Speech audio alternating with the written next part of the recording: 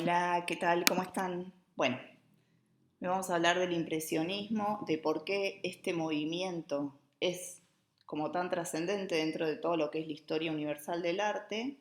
Vamos a ver a tres referentes, a Van Gogh, a Monet y a Manet. No son la misma persona, solo cambia una letra, pero son diferentes artistas. Y vamos a entender por qué quizás digamos, grupo de artistas que se le puso la etiqueta de impresionismo trascendió el tiempo. Por eso vamos a hablar de técnica, vamos a ver que quizás no son pintores tan diestros y vamos a empezar a preguntarnos por qué el arte o una obra de arte es considerada obra de arte o no. Esto es lo que atraviesa quizás todos los movimientos de los que vamos a hablar, ¿sí? La pregunta que en realidad queremos responder es cómo voy a poder evaluar si algo es arte o no es arte, cómo me puedo enfrentar a una obra de arte para mirarla, para juzgar si es buena o no, etcétera, que son las preguntas que en general, cuando vamos a un museo, no sabemos si hacernos o no. O sea, hay alguien que decidió que eso es arte, nosotros nos enfrentamos a la pieza y la admiramos como que es arte. Es buen arte porque alguien lo decidió. Bueno, vamos a empezar a pensar por qué se considera de esa manera, qué otras cosas hay por detrás, etcétera, etcétera. No es tan sencillo como una respuesta concisa, sino que es bastante compleja. Bueno, ¿qué es el impresionismo o por qué se los agrupa a estos artistas bajo esta etiqueta de impresionismo? Bueno, el impresionismo lo que tiene así como bien característico es que es un movimiento que hace culto a la luz, ¿sí? Vamos a ver que en las diferentes obras el amarillo y los blancos son siempre protagonistas y cuando las obras son oscuras, mayormente, solo lo son para darle relevancia a la luz, ¿sí? O sea, la oscuridad va a estar funcionando como contraste, como elemento de contraste, pero el protagonista de la obra o la protagonista de la obra siempre va a ser la luz. Bien, bueno, por eso van a ver que esto es lo que va a atravesar a todos estos artistas que están en este grupo, ¿sí?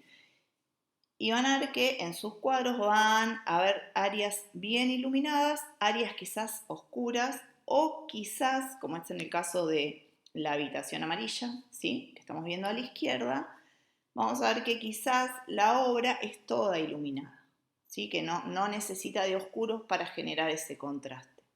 Por supuesto, el efecto que va a transmitir una opción u otra va a ser muy distinto. Cuando yo tengo en una obra altos contrastes, voy a comunicar algo más vívido, ¿sí? Va a tener más movimiento la obra, va a ser más vital que cuando estoy comunicando en una paleta más cercana de color o de valor, como es en este caso, todos tonos mayormente claros, voy a estar comunicando otra sensación, ¿sí? Quizás la de la izquierda van a ver que les comunica mucha más tranquilidad que la de la derecha, que les comunica algo como mucho más enérgico. Bien, ¿qué más? ¿Qué otras características tiene este movimiento? Bueno, además de que la luz es siempre protagonista, no hay una paleta determinada, cada uno de los pintores tiene diferentes paletas, ¿sí? Hay movimientos que se unen por paleta cromática, no es este caso. Por ejemplo, un caso que podemos decir, bueno, se une bastante por lo que es la paleta cromática, quizás es el constructivismo ruso, ¿sí? O todo lo que sería el suprematismo, ¿no? En cambio, en este caso no hay como una paleta cromática determinada, sino que cada uno de los artistas va a usar diferentes tonos, los que le gustan o los que la obra requiere para transmitir lo que quieren transmitir. Y también, pese a que esto en general se enseña mal en todo lo que es el aprendizaje de la historia del arte, siempre nos hablan de lo que es la técnica digamos, del impresionismo, que es esta pincelada superpuesta, pequeñas pinceladas tipo puntillismo o moiré, que generan una textura, ¿no?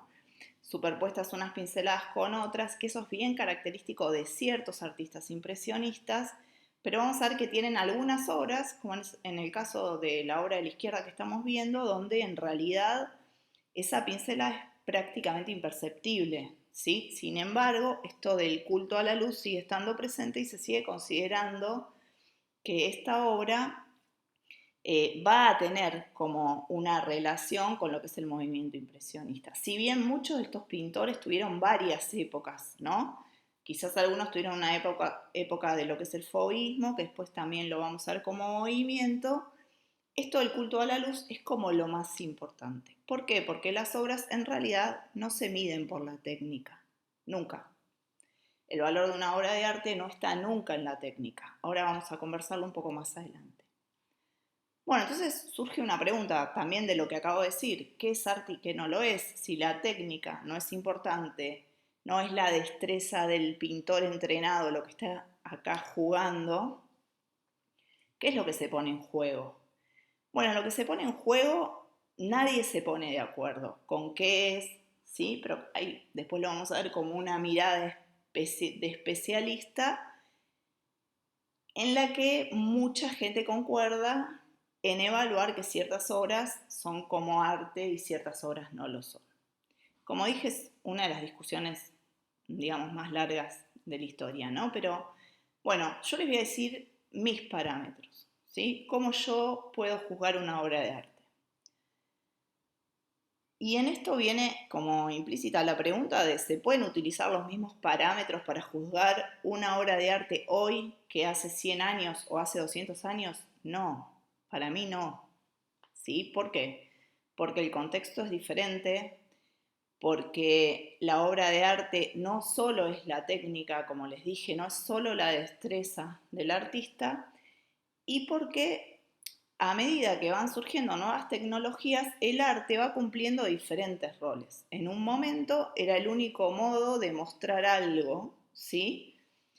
Luego surge la fotografía ya puede documentar algo, entonces el arte queda relegado a ese lugar y empieza a tomar como otros roles. Entonces no es lo mismo, quizás, cómo voy a juzgar el arte renacentista, ¿sí? Que tenía digamos, una función que era más de documentar una realidad, que cómo voy a juzgar el arte hoy, ¿sí? Por eso el arte va cambiando también de motivos, o sea, por eso no se sigue pintando lo mismo que se pintaba en el momento del Renacimiento o del impresionismo, porque como la realidad va cambiando, el arte va virando de función, ¿sí? Bien, para mí algo que es clave es que el arte no es reproductivo, ¿sí? O sea, una obra de arte no mira hacia afuera, ¿sí? En realidad, más allá de que yo esté pintando un motivo externo, voy a estar haciendo foco en el acto creativo, o sea que voy a estar mirando hacia adentro y queriendo comunicar alguna situación puntual, queriendo generar algún sentimiento o sensación particular, queriendo simbolizar algo a través de eso que estoy mostrando, pero no tiene nada que ver con saber dibujar bien o saber representar lo más fielmente la realidad posible, sino que todo lo contrario, ¿sí? De hecho, hoy quizás el arte abstracto es como, quizás digo, o el arte simbólico, puramente simbólico, es quizás el arte que más valor puede llegar a tener hoy en este contexto. ¿Sí? Después vamos a ver o quizás entender por qué cuando veamos el arte simbolista.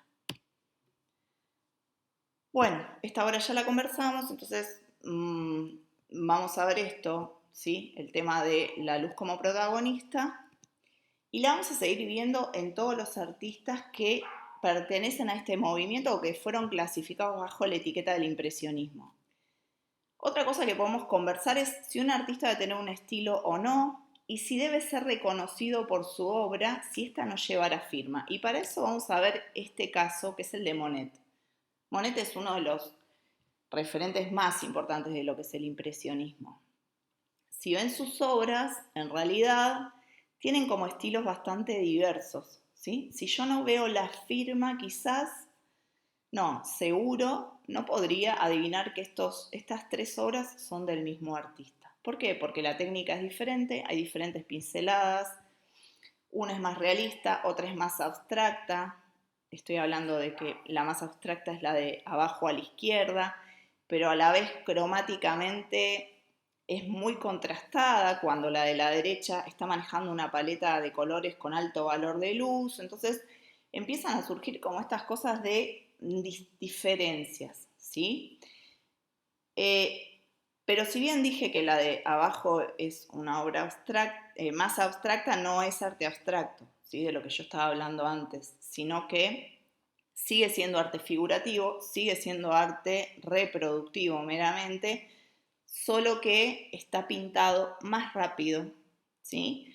O donde quizás el artista no quiso hacer tanto foco en el realismo de ese objeto que está pintando, pero igual sigue considerándose arte figurativo, ¿sí? No es arte abstracto. Solo que cuando hablamos de niveles de abstracción, hay mayores niveles de abstracción o menos niveles de abstracción. Bien, entonces, como decía, si yo mirara las obras de este artista, nunca adivinaría que es el mismo pintor, ¿sí? Estamos viendo en el de arriba a la izquierda pinceladas mucho más amplias, en el de abajo pinceladas con mucho más detalle y diferentes motivos, diferentes paletas cromáticas, no hay nada que lo una, ¿sí? ¿Debe tener un estilo el artista o no y reconocerse más allá de su firma? Para mí hoy sí, como les decía, la diferencia está en analizar lo que era una obra de arte hace 100 o 200 años y en qué contexto se está dando la obra ahora. Para mí, hoy sí tiene que reconocerse y esa obra tiene que ser hecha o ser, digamos, solo puede haber sido hecha por ese artista y no por ningún otro, ¿sí? Si cualquier otro pudiese haber hecho eso, no es arte. No es arte hoy en este contexto, ¿sí? Bien, entonces vamos a ver que los artistas del impresionismo suelen confundirse un poco, ¿sí? Eso es lo que hoy quizás no debería pasar. Yo no debería confundírmelos, ¿sí? Más allá de que en ese momento histórico sí tenía valor lo que estaban haciendo y no importaba esto de que yo me los pueda confundir a unos con otros. Bien, entonces ya hablamos de eso, vamos a hablar del tema de la técnica.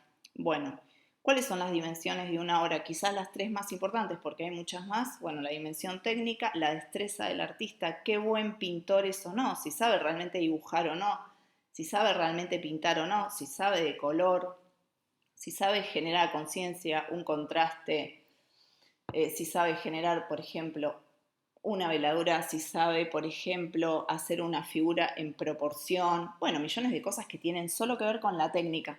¿Son importantes? Sí, son importantes, ¿sí? Alguien que no maneje eso, que es lo mínimo a manejar para un artista, obviamente nunca va a poder ser un gran artista, ¿sí? O sea, nunca puede romper el molde alguien que ni siquiera sabe hacer un molde, ¿sí? O funcionar bajo los parámetros básicos, ¿no? De algo. Entonces, ¿es importante la dimensión técnica? Sí lo es, pero luego tiene que haber una ruptura, ¿sí? Porque, como dije, ¿cómo se entrena el arte? Bueno, el arte se entrena primero pintando el afuera, ¿sí? Pero después tiene que haber un vuelco en algún momento hacia el adentro y empezar a buscar la innovación. Entonces, va a tener esta dimensión técnica, va a tener una dimensión simbólica. ¿Qué quiero comunicar? Y si realmente esto que quiero comunicar cuando hago esta obra es comunicado al otro. Por ejemplo, Turner, ¿sí? Que es uno de mis artistas favoritos, si bien como lo digo, hoy quizás no sería tan trascendente, lo que tenía de especial es que genera el clima de estar ahí en ese momento, en esa situación. Cuando él hace una tormenta, uno siente que está dentro de la tormenta, ¿no? Ahí vamos a estar hablando de la dimensión técnica y también de la dimensión simbólica. Él quiere contar esta sensación y la puede transmitir. Otra manera de enmarcar una obra dentro de la dimensión simbólica es quizás en el arte abstracto qué es lo que se quiere contar como sensación y cómo a través de los símbolos puede impregnar el inconsciente, ¿sí? Esto, bueno, obviamente es mucho más complejo, hoy no lo voy a desarrollar, pero cada símbolo, cada color impregna cierta información en el inconsciente y bueno, quien conoce esto puede trabajar quizás no dándole tanta importancia a la técnica, sino más bien a la dimensión simbólica. Y la dimensión de innovación tiene que ver con Bueno, esto que yo ya les dije de mirar adentro, ¿sí? El arte, no como lo que yo quiero mostrar de algo de afuera o externo a mí, sino cómo lo siento yo, qué figuras, para mí tiene más que ver quizás con lo que uno entiende como surrealismo, ¿no? Con algo más quizás metafísico, si quieren ver un caso es Kandinsky, ¿sí? Para mí es como el referente máximo de eso, es una persona que se puso a estudiar todo lo que generaban los colores, las formas y sus cuadros, para alguien que no entiende arte pueden ser cosas que parecen hiper simples y hasta feos estéticamente, pero en realidad lo que él está queriendo contar son otras cosas, él está experimentando en la obra. Así que bueno, quizás es como el referente máximo de lo que es para mí el rupturismo. Obviamente que hoy sus obras ya no son tan rupturistas, había que verlas en ese contexto de ese momento, ¿no? Bueno, este es Monet, ¿sí? Y van a ver de nuevo, él está pintando, ¿no? No es que agarré obras donde la luz es protagonista especialmente, agarré cualquier obra, ¿sí? Busqué estos tres referentes, pues como les dije, son para mí los más, quizás los más reconocidos, pero todas las obras tienen que ver con esto, con la luz, ¿sí? Si bien el objeto protagonista de la obra es el tren, la protagonista de la obra es la luz. Bueno, otra pregunta que podríamos hacernos es, ¿todos vemos lo mismo en una obra de arte? ¿A todos nos transmite lo mismo? No, no nos va a transmitir a todos lo mismo.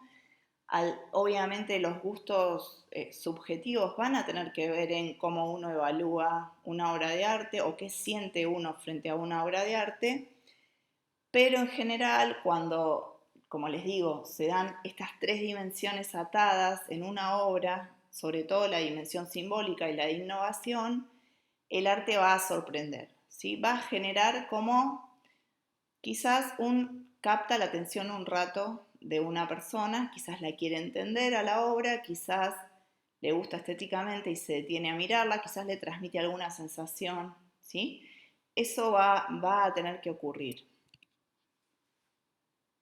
Bueno, y este es Manet, que como vemos, acá tiene como distintos estilos, ¿sí? Acá tiene como digamos, un estilo mucho más figurativo o reproductivo o cercano a lo que sería el realismo, y va a tener esto quizás a la izquierda abajo que podemos ver más parecido a lo que veníamos viendo, ¿no? Más de mancha, más de pincelada rota, más de generar textura, pero sin embargo en todas sus obras, aunque ya les dije que algunos van atravesando o son clasificados de acuerdo al estilo de pintura en diferentes movimientos, estoy analizando al artista ahora en este caso, pero van a ver que la luz es para ellos importante, ¿sí?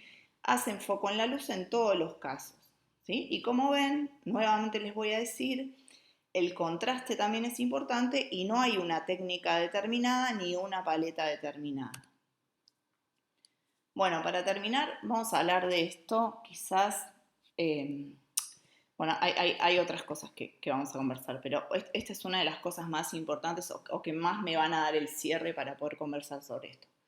Bueno, ¿cuál sería la utilidad del arte hoy?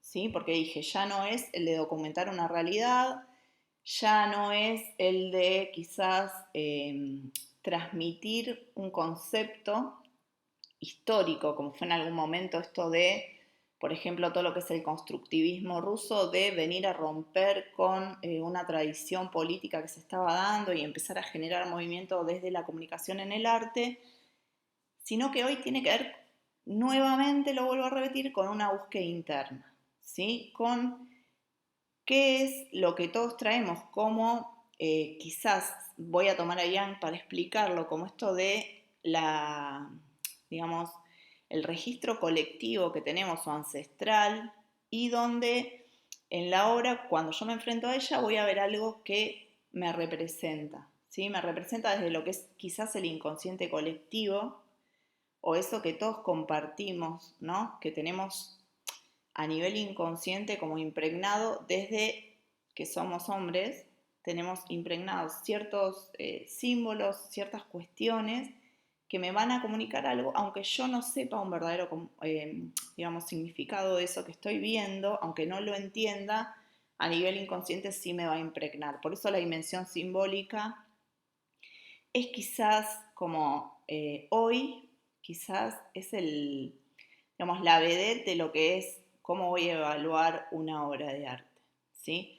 Por eso los símbolos o los elementos que estén jugando en la obra de arte quizás no necesitan ser reconocidos, ¿sí? Quizás por eso hablaba del arte abstracto, por eso ponía de ejemplo a Kandinsky, quizás es esta dimensión como más eh, hermética, ¿sí? De lo que sería la comunicación visual o lo que me puede transmitir una obra, la que ahora va a tener importancia cuando yo me enfrente a evaluar una obra de arte.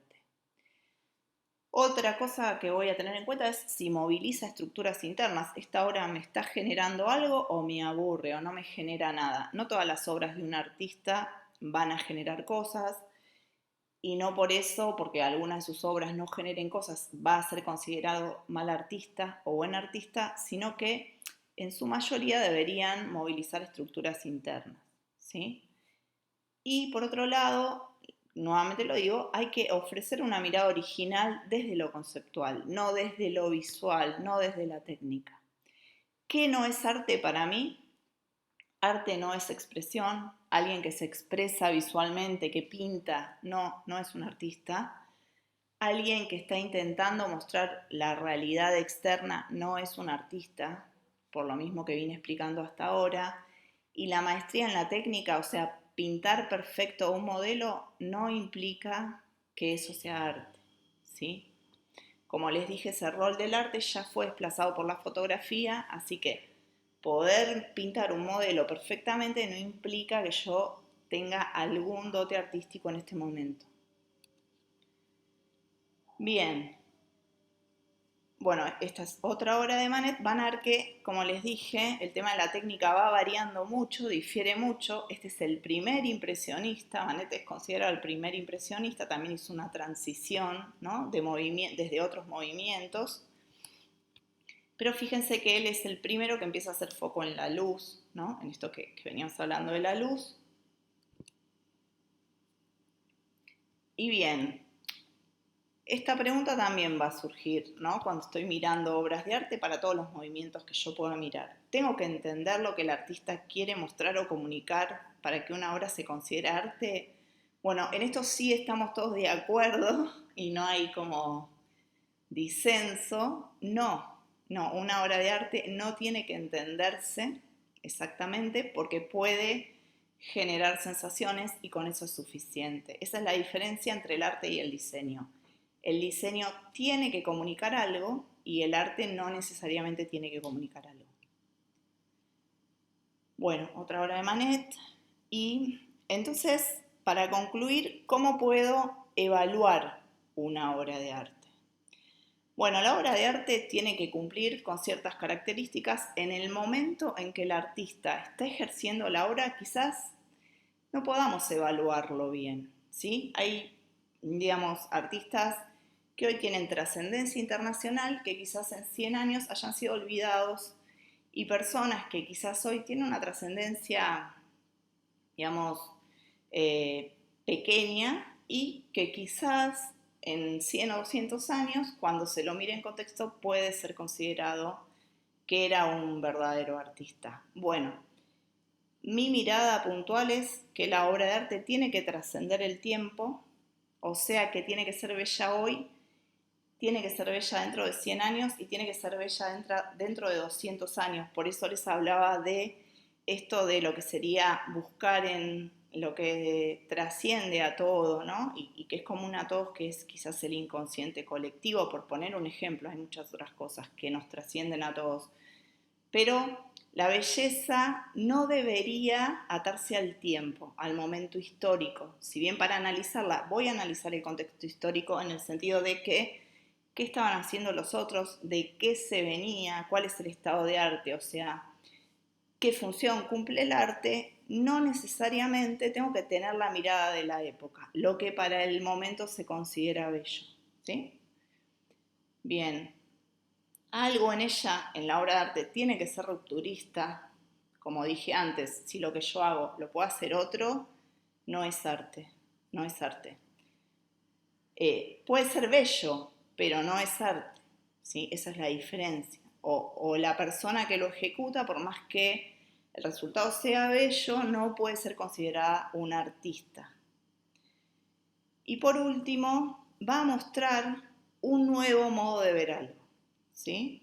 Siempre el artista, para trascender en el tiempo, va a tener que mostrar un nuevo modo de ver algo. Un caso quizás paradigmático de esto es Picasso, ¿sí? Todo el mundo que ve la obra de Picasso dice, ah, bueno, hacía eso porque no sabía pintar. Entonces hacía formas raras, dibujos que en realidad son como medio grotescos, ¿no? No son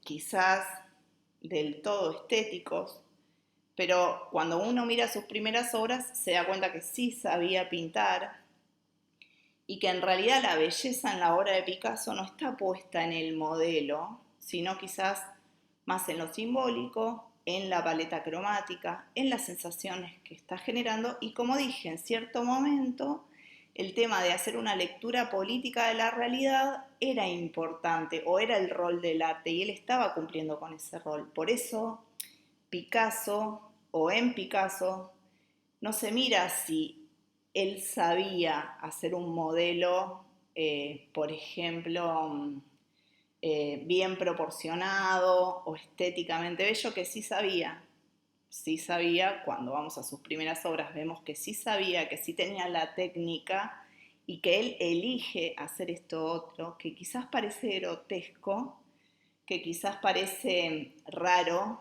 parece como enroscado, parece como innecesario, ¿no? Todo digamos, este rodeo conceptual que él le da a la obra, pero en realidad es lo que hace que él trascienda, ¿sí? Y que él sea considerado hoy un artista y seguramente dentro de 500 años también un artista. Bueno, espero que les haya gustado. Pueden dejarme comentarios y les mando un abrazo.